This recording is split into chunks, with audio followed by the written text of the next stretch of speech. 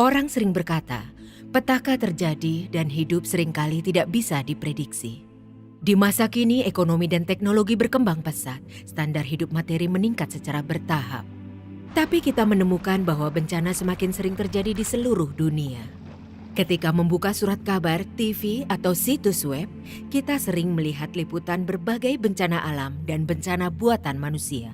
Seperti gempa bumi, tsunami, banjir, kekeringan, kebakaran, kecelakaan tambang, kecelakaan pesawat, dan seterusnya yang frekuensi kejadiannya dan tingkat keparahannya semakin meningkat. Orang-orang di area bencana harus bergumul dengan penderitaan, cedera, dan kematian. Derita dan kemalangan mereka mengingatkan kita betapa singkat dan rentannya kehidupan ini. Kita dibuat sadar bahwa umat manusia tidak bisa meramalkan bencana yang akan menimpa mereka, terlebih lagi mengetahui cara menghadapi bencana di masa mendatang. Apa yang bisa kita lakukan untuk mengubah nasib dan menghindari dibinasakan?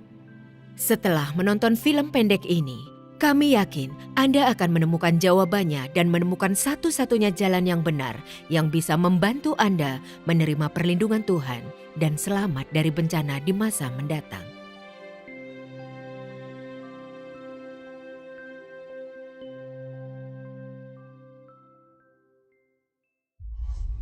Gempa bumi Wenchuan pada 12 Mei 2008 mengejutkan seluruh dunia. Warga masih belum pulih dari dampak gempa bumi yang menghancurkan ini. Tapi pada 20 April 2013 pukul 8 pagi lewat, Provinsi Sichuan di Tiongkok kembali dihantam gempa bumi berkekuatan 7 skala Richter. Pusat gempa bumi di kota Ya'an terlihat hancur pasca gempa. Insiden itu menewaskan banyak orang dan memisahkan banyak keluarga. Menghadapi bencana yang begitu besar, umat manusia menjadi rapuh, tidak berdaya, dan rentan.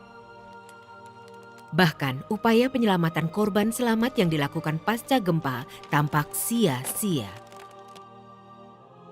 Yang tewas sudah tiada, yang masih hidup putus asa, dan ratapan sedih mereka terdengar di seluruh kota. Bumi terus bergoyang, rasanya seperti mabuk. Berdiri pun sulit, bergoyang kian kemari. Kami di lantai 3, gempa terasa lebih Kami kuat. sedang tidur dan... Sebenarnya, ketika gempa Yusu melanda pada 14 April 2010, sejumlah media ternama Tiongkok melaporkan bahwa sabuk seismik utara selatan Tiongkok telah memasuki periode gempa yang sering dan bahwa seluruh dunia sedang memasuki periode seismik aktif. Gempa bumi Qinghai diketahui terkait dengan sabuk seismik gempa bumi Wenchuan. Wilayah gempa Wenchuan terletak di tepi dataran tinggi Tibet, sementara Yusu terletak di tengah. Menurut Pusat Jaringan Gempa Bumi Tiongkok, dunia telah memasuki periode seismik aktif. Dalam 9 bulan sejak 15 Juli 2009, kita bisa lihat frekuensi aktivitas seismik global selama waktu ini telah meningkat. Hal ini jelas terbukti. Telah terjadi 24 gempa berkekuatan 7 skala Richter atau lebih tinggi. Sehingga rata-rata setiap bulan terjadi 2,66 kali gempa bumi. Namun, sekalipun ilmuwan dapat meramal kapan bencana akan terjadi, mereka tidak mampu mencegah atau membatasi kehancuran yang diakibatkan oleh bencana itu. Orang hanya akan semakin cemas dan takut. Banyak korban yang tidak berdaya terus bertanya, mengapa malapetaka seperti gempa bumi Wenchuan terjadi berturut-turut? Mengapa tragedi yang sama terus terulang? Teori materialis abiogenesis dan asidentalisme jelas tidak bisa meyakinkan semua orang. Tingkat kehancuran berskala besar seperti ini membuat kita merasakan keberadaan suatu kekuatan supernatural. Kekuatan ini tidak dapat dilawan, membuat kita tidak berdaya dan dipenuhi ketakutan. Semakin banyak orang mulai bertanya, bagaimana caranya melindungi negeri yang kita andalkan untuk kelangsungan hidup kita? Bagaimana caranya agar lolos dari bencana yang melanda? Namun kemudian, semua upaya manusia berakhir sia-sia di hadapan bencana. Kita mau tidak mau bertanya, mengapa nyawa manusia begitu rapuh dan rentan? Siapa sebenarnya yang mengatur hidup dan mati manusia? Semua orang yang sudah membaca Alkitab tahu ini. Kitab Wahyu menubuatkan bahwa Tuhan Yesus akan kembali di akhir zaman untuk melakukan pekerjaannya menghakimi semua orang di bumi dan bahwa akan terjadi bencana mengerikan dan kehancuran besar di akhir zaman. Kita kini berada di penghujung akhir zaman. Nubuatan tentang kembalinya Yesus sudah digenapi. Tuhan Yesus sudah kembali. Ia adalah Tuhan yang Maha Kuasa yang menjadi daging yang telah muncul dan melakukan pekerjaannya di Tiongkok. Ia mengungkapkan semua kebenaran yang mentahirkan dan menyelamatkan umat manusia dan melaksanakan pekerjaan penghakiman di akhir zaman. Menghakimi dan menyucikan semua yang diangkat ke hadapan tahta Tuhan. Dengan cara ini, ia menggolongkan orang menurut tipe dan menyatakan akhir dari berbagai tipe manusia. Setelah pekerjaan penghakiman dan penyucian Tuhan di akhir zaman selesai, Tuhan akan mulai mengganjar yang baik dan menghukum yang jahat, lalu mengirim bencana besar untuk menghancurkan dunia lama yang kelam dan jahat ini.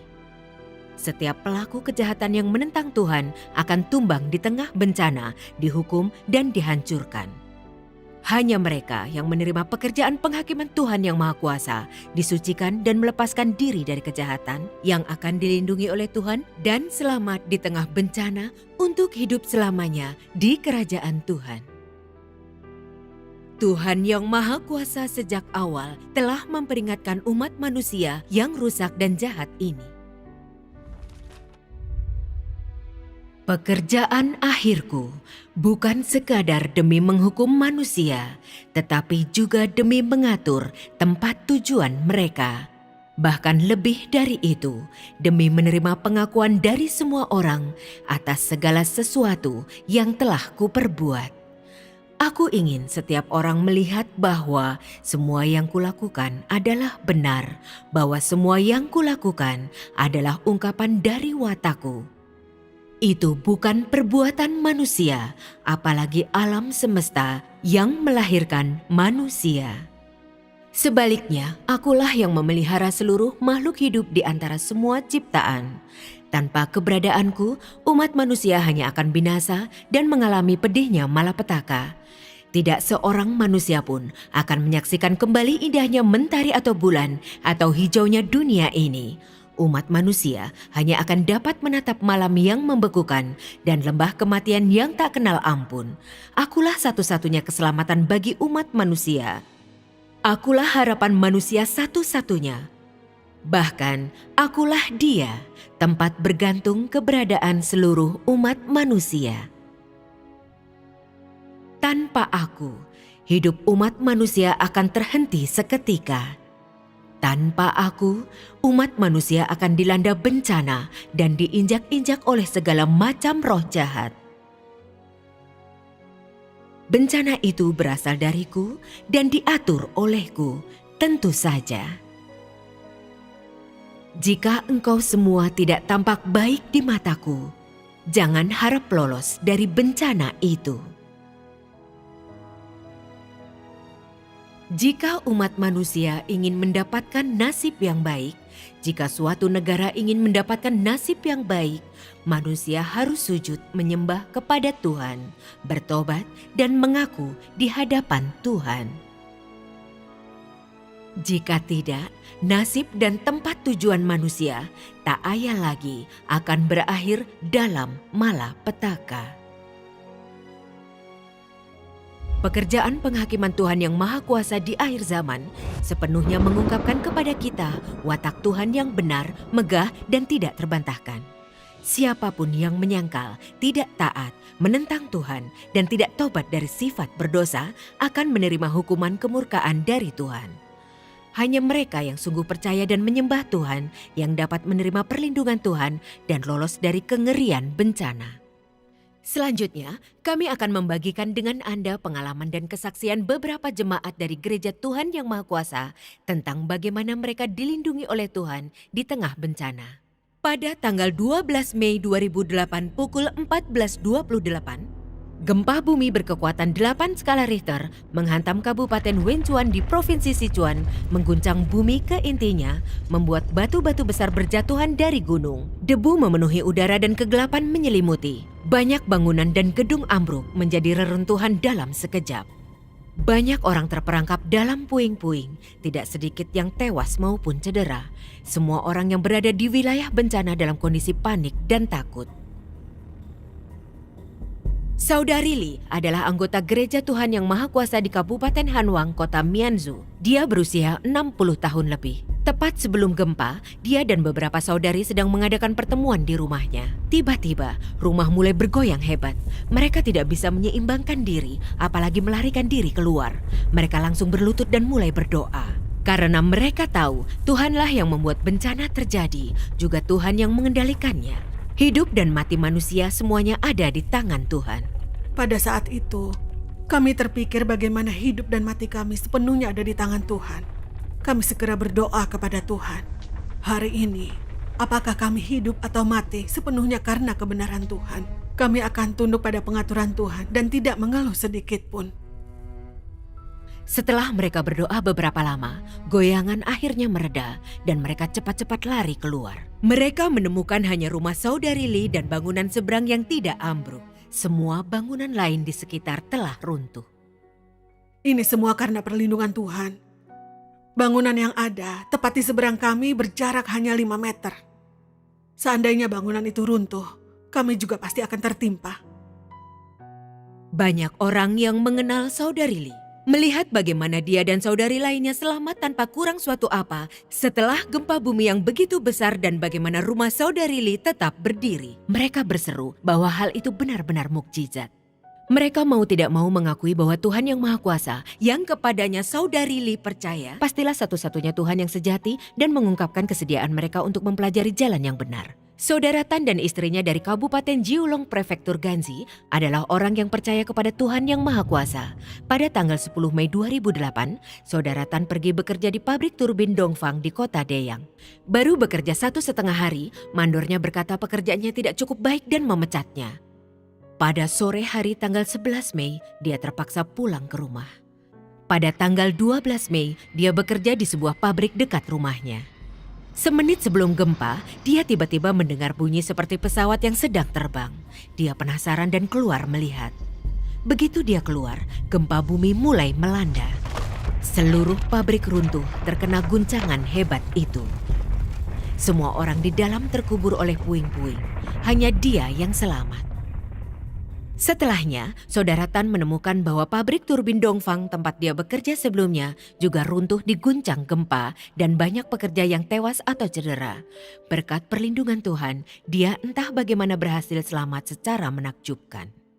Selama gempa, putra Saudara Tan yang berusia 5 tahun bersembunyi di bawah tangga rumah mereka, dia hanya menderita luka kecil di dahinya. Melalui gempa bumi ini, pasangan Tan menyaksikan sendiri kemahakuasaan dan kedaulatan Tuhan.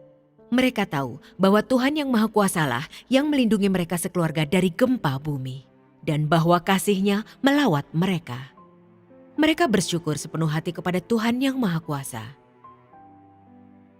Di Gereja Tuhan Yang Maha Kuasa di Provinsi Sichuan, banyak saudara-saudari seiman memiliki pengalaman serupa dengan saudari Li dan saudara Tan. Mereka lolos dari malapetaka dan mengalami sendiri perlindungan Tuhan yang ajaib. Setelah gempa bumi, saudara-saudari ini dipenuhi rasa syukur kepada Tuhan. Mereka membagikan kesaksian mereka tentang perbuatan Tuhan yang Maha Kuasa dengan tetangga, kerabat, dan teman, berharap semakin banyak orang akan menjadi seperti mereka dan menerima keselamatan Tuhan yang Maha Kuasa.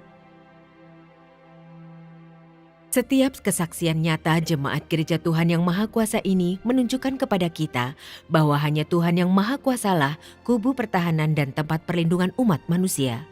Adalah Tuhan yang Maha Kuasa yang memegang kendali atas nasib umat manusia dan segala bencana. Orang yang bijaksana harus sadar, sekalipun Anda kaya raya dan berstatus tinggi dalam masyarakat, ketika bencana terjadi, itu tidak akan memutar melewatimu karena kekayaan atau posisimu. Anda saat ini mungkin menjalani kehidupan yang nyaman dan mewah, namun saat bencana terjadi, semua itu menjadi seperti awan yang cepat berlalu. Jika umat manusia ingin terhindar dari bencana, satu-satunya jalan adalah menerima keselamatan Tuhan yang Maha Kuasa di akhir zaman, kembali ke hadirat Tuhan dan tersungkur menyembah-Nya. Hanya dengan begitu, kita akan layak menerima perlindungan Tuhan di tengah bencana, tetap selamat dan masuk ke kerajaan Tuhan. Seperti yang difirmankan Tuhan yang Maha Kuasa.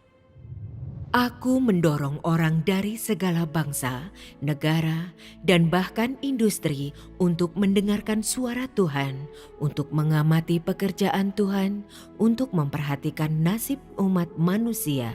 Dengan demikian, Tuhan menjadi yang paling kudus, paling terhormat, paling tinggi, dan satu-satunya Tuhan yang disembah di tengah-tengah umat manusia, dan membuat seluruh umat manusia dapat hidup dalam berkat Tuhan, seperti keturunan Abraham hidup dalam janji Yahweh, dan seperti Adam dan Hawa yang pada mulanya diciptakan oleh Tuhan hidup di dalam Taman Eden.